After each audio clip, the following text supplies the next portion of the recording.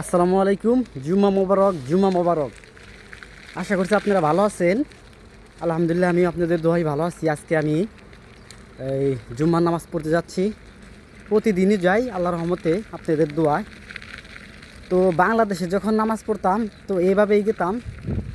দেখেন আজকে কত রোদ, রোদের ভিতরে যাই নামাজ পড়তে। আর একটা বিষয় আপনাদেরকে জানাই রাখি, বিষয়টা হয়েছে কি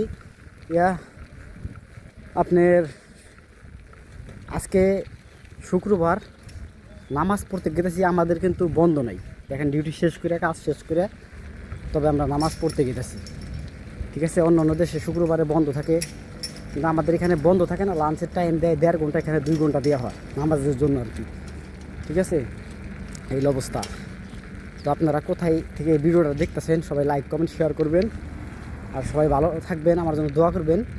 আর প্রিয় ব্রুনাই প্রবাসী যারা আছেন বিশেষ করে ভিডিওটা লাইক কমেন্ট শেয়ার করবেন। ঠিক আছে, আর আপনাদের কাছে কিছু চাই না। সবাই ভালো থাকেন, সুস্থ থাকেন, আল্লাহ হাফেজ। অনেক দিন পর আমি লং ভিডিও দিলাম, আপনারা শেয়ার করে দিন।